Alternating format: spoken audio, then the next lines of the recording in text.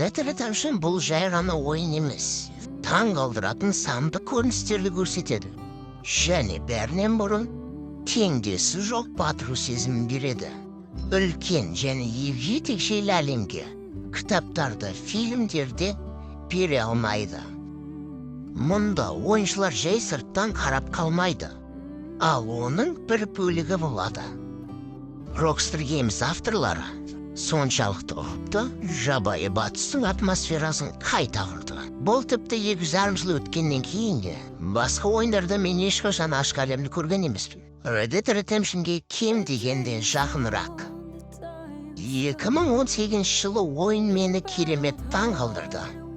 Менің көргенімнің бәрі ойын индустриясынан кем дегенде бірнеше жылға озып кеткендей көрінді. Мен оны PlayStation 4 базасында ойнаған екі есе таң қалдырды. Ол кезде мен 5 жаста едім. Неге Red Dead Redemption 2 әлемі басқа ойындардан соншалықты ерекшеленеді?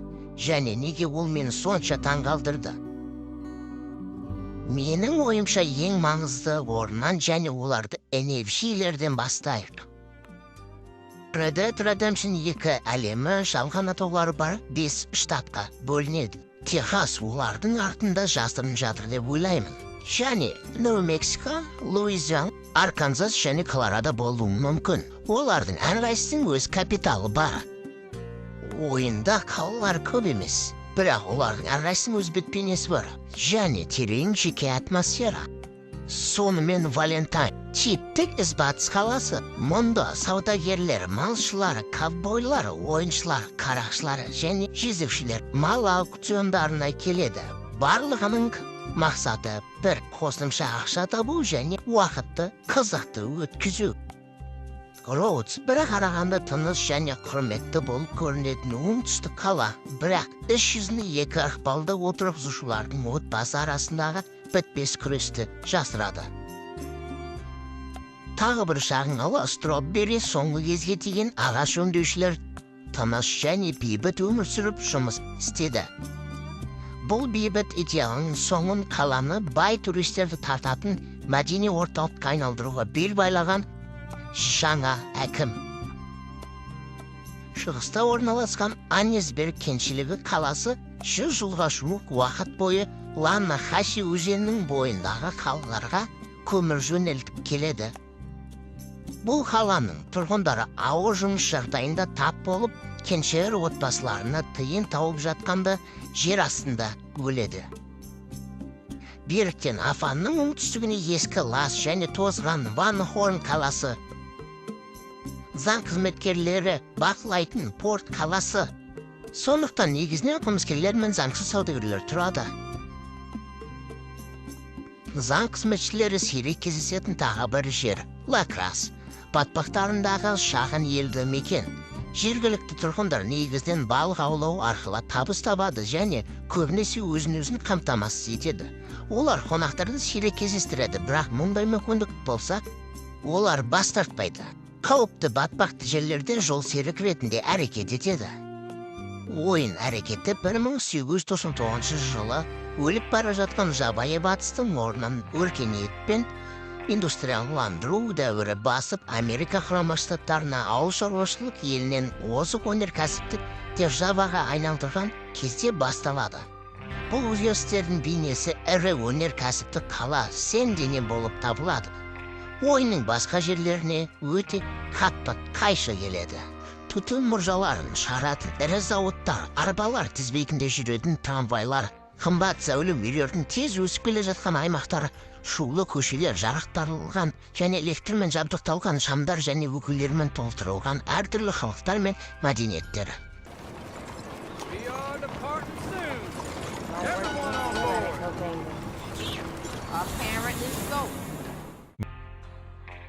Ойын әлемі соншалықты егжей-тегжейлі және өте кішкентай, бірте-бірте оған мән беруді доғарасыз. Назар аударып қабылдай бастайды. Таңғажайып қоршаған орта кәдімгі нәрсе сияқты сізде жоқ.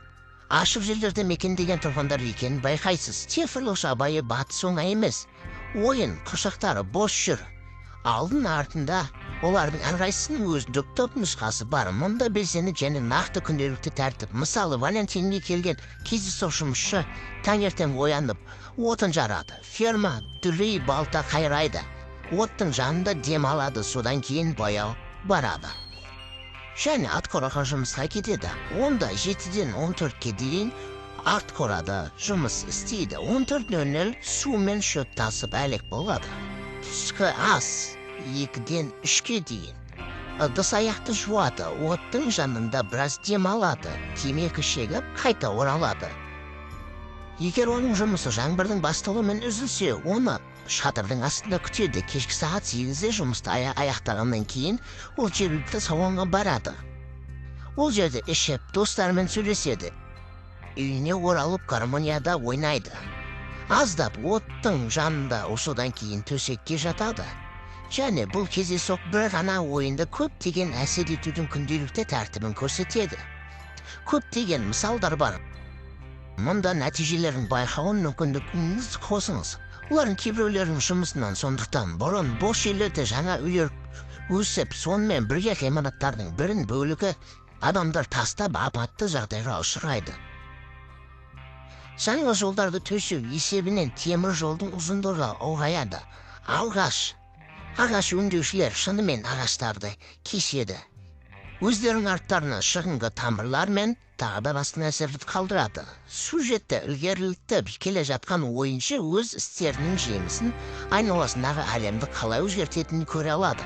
Және сіз өзара әрекеттесуге және оларда тапсырмалар алуға болатын кейбір фондық кейіпкерлер ойынның соңына қарай қартаяды. Бұл сатушылар, дәрігерлер, қару-жарақшылар, шериштер, теміржолшы вокзалдарының қызметкерлері және кездейсоқ бейтаныс адамдар.